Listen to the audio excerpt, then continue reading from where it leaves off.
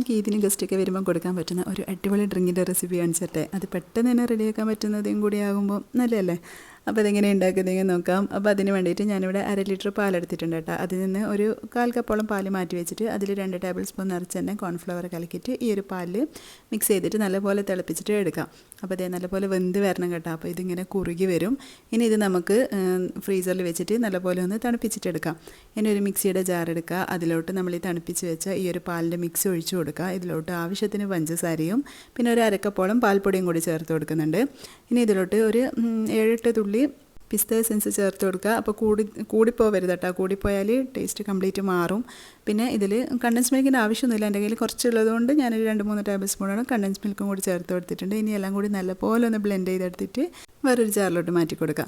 ഇനി നമുക്ക് ഇതിലോട്ട് ആവശ്യത്തിന് തന്നെ കസ്കസ്, ഞാനിവിടെ 1/2 കപ്പോളം കുതിർത്ത കസ്കസ് ചേർത്ത് കൊടുക്കുന്നുണ്ട്. പിന്നെ ഒരു വലിയ ആപ്പിൾ ചെറുതായിട്ട് ഗ്രേറ്റ് ചെയ്തതും പിന്നെ കുറച്ച് അനാറും കൂടി ചേർത്ത് കൊടുത്തിട്ടുണ്ട്.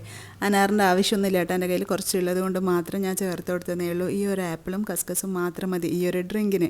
ഇനി തണുപ്പിന് ആവശ്യമായിട്ടുള്ള ഐസ് ക്യൂബും കൂടി ചേർത്ത് കൊടുത്ത് കഴിഞ്ഞാൽ നമ്മുടെ കിഡിലനായിട്ടുള്ള ഡ്രിങ്ക് ഇവിടെ റെഡി ആയിട്ടുണ്ട് കേട്ടോ. അപ്പോൾ എല്ലാവരും ഒന്ന് ട്രൈ ചെയ്ത് നോക്കിക്കോ. പെട്ടെന്ന് റെഡിയാക്കാൻ പറ്റുന്നതല്ലേ ഉള്ളൂ. നല്ല ടേസ്റ്റ് വന്നിട്ട് ഇത് കഴിക്കാൻ വേണ്ടിയിട്ടും. അപ്പോൾ കുറച്ച് കൂടുതലൊക്കെ ഉണ്ടാക്കണമെങ്കിൽ കുറച്ച് കൂടുതൽ പാലൊക്കെ ചേർത്താൽ മതി. അപ്പോൾ വീഡിയോ ഇഷ്ടമാണെന്നുണ്ടെങ്കിൽ പറയണ്ടല്ലോ. പേജ് ഫോളോ ചെയ്യാനും ലൈക്ക് ചെയ്യാനൊന്നും മറക്കണ്ട. അതുപോലെ എൻ്റെ യൂട്യൂബ് ചാനൽ സബ്സ്ക്രൈബ് ചെയ്യാത്തവരുണ്ടെങ്കിൽ എന്തായാലും ഒന്ന് സബ്സ്ക്രൈബ് ചെയ്ത് സപ്പോർട്ട് ചെയ്തേക്കണേ. അപ്പോൾ ഇൻഷാല്ലാ നെക്സ്റ്റ് വീഡിയോയിൽ കാണാം. അതുവരെയും ബൈ. Thanks for watching.